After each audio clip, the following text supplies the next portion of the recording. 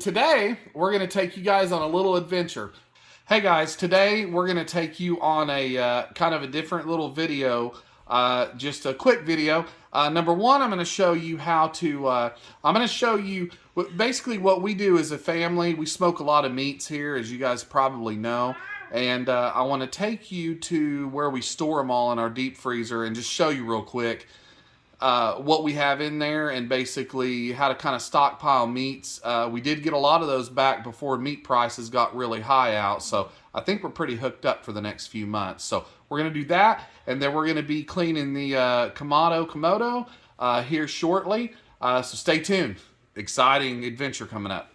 All right, so here she is. The KOMODO KAMADO has been sitting here for months. Look, we got our work cut out for him. I can't remember what I cooked last time on this. But whatever we did, we made a mess. And it's a nice day outside. The weather's supposed to start getting bad.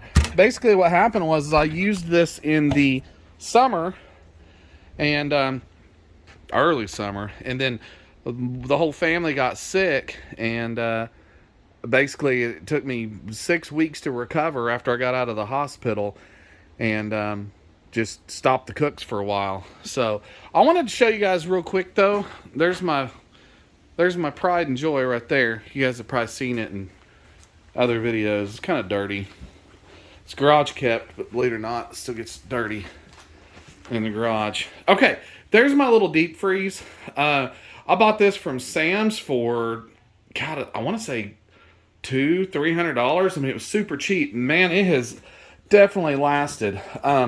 This is what I've got in here. My stock, it is kind of low right now. Well, basically, this is what we're going to be cooking on upcoming video here pretty quick. I don't want to trash my wife's pot pie. Just kill me over that. Okay, Snake River Farms brisket. And as you can see, this thing's been frozen. It's a 20-pound brisket. And to be honest with you, I don't remember what this thing cost, but it was $300-400 easily. Then we got some smoked sausages in there. We got ribs down there. Some already cooked turkey legs. To be honest, I don't know what else is down there. I'm going to have to dig through this. But anyways, you can get one of these. Doesn't have to be anything fancy. You can get them from Sam's and buy meat in bulk when you can find it on sale. Brisket, ribs, whatever. Turkeys. These things have a huge capacity. And you can just throw your meats in here and basically just keep them frozen for up to a year until you're ready to use them. Great little investment. So you guys stay tuned. I'm going to move the car out of the way. That's my daughter's car sitting there. I'm going to move that out of the way and get the KOMODO over there away from the house so that we can heat it up and clean it up. Stay tuned for that video, guys. So as you guys seen earlier, we have got some work to do. So I'm just going to take you guys through the process of breaking this smoker down and cleaning it up. There's not a lot to it, but yeah, it is kind of tough, gross work. So anyway, first thing that you've got is your top plate, your top rack. That's always going to be the dirtiest. So lay that to the side for now. Careful with it. All right. Then you got your middle rack. That tends to happen.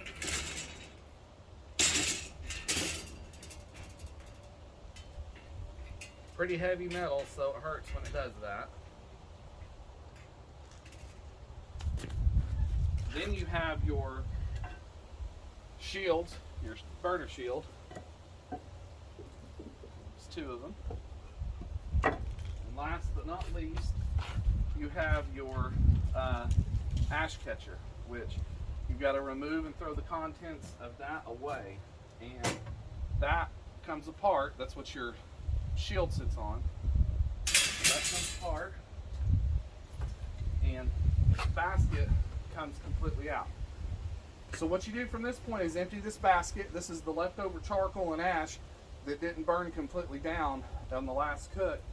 And then you take a shop vac and you vacuum out the whole inside of the KOMODO. So we're going to get to that step and then we'll go from there. Give you guys a quick preview. Now, all of that black stuff is pretty much going to stay on there.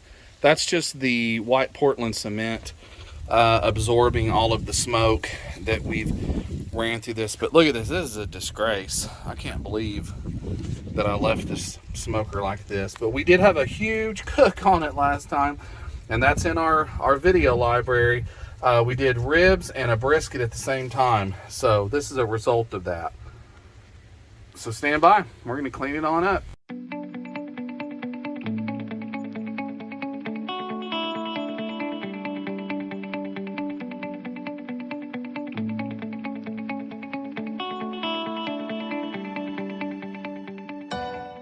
Get all your ash, and there will be a ton of it, especially if you're using lump charcoal.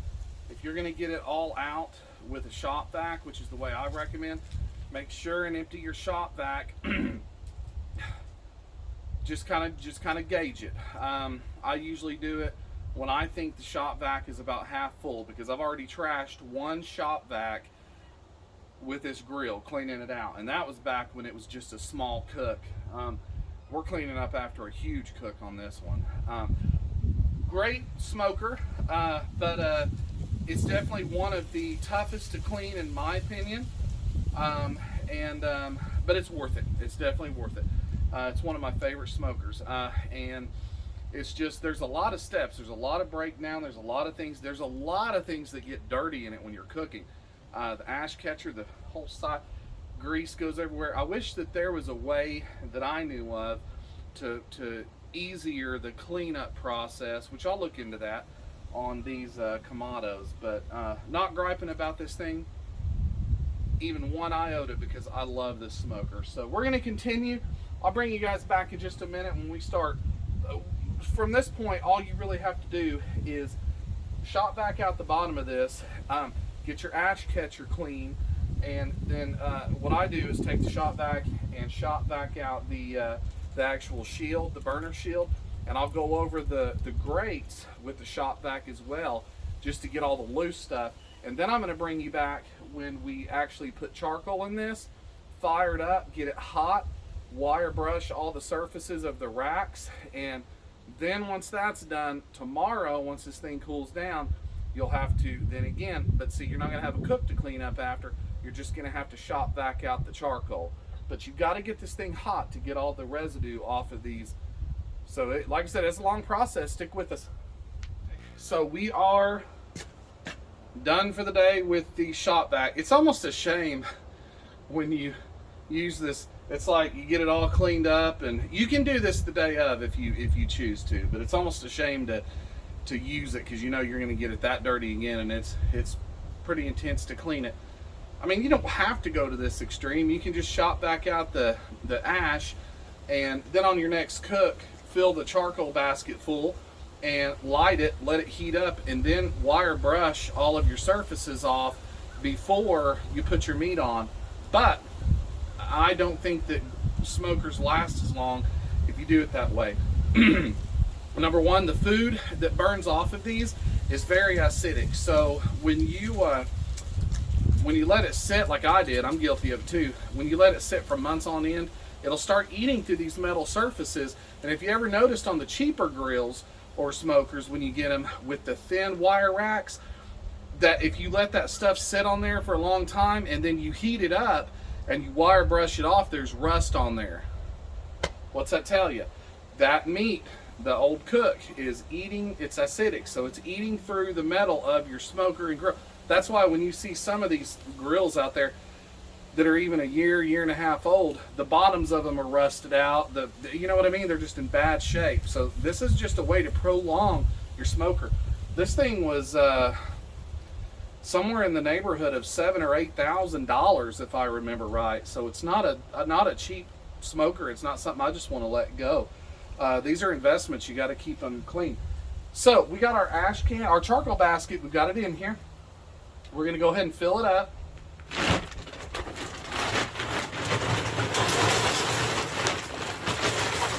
I'm not going to put a whole bag in there or anything like that, just because all I'm doing is cleaning. So we're just going to get it lit like we normally would, like we're getting ready to put something on the smoker. Going to take a couple wax cubes. Actually, that charcoal basket's pretty big, so I think we'll use 3. We're going to light them, let it come up to temp.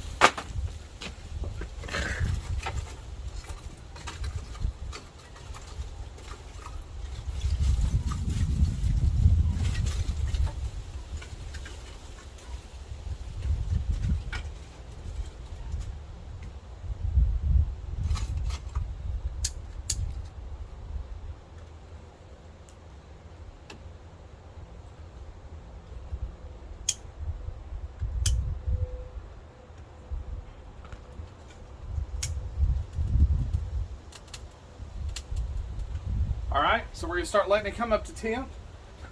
And to be honest with you, I'm gonna open these air dampers quite a ways and let this thing start heating up, and we're gonna go get dinner. And I'm gonna let this thing sit for an hour and a half, 2 hours. It's probably gonna be dark by then. So we'll catch you guys back here tomorrow. What we'll do is, like I said, we're gonna let it heat up. We're going to put all of our equipment and racks back in here so that they can start getting hot and boiling off all of that garbage that's on there from the previous cook. And then let it cool down. Once it cools down, we'll tear it apart again.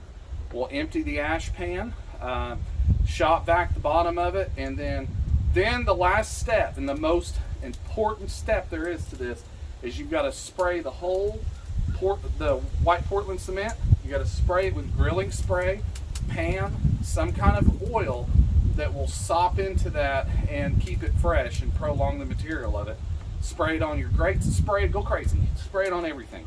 Close your grill up and you are good to go until the next cook, the next time you decide to use it. So I think we'll probably end the video there. I think you guys get the idea.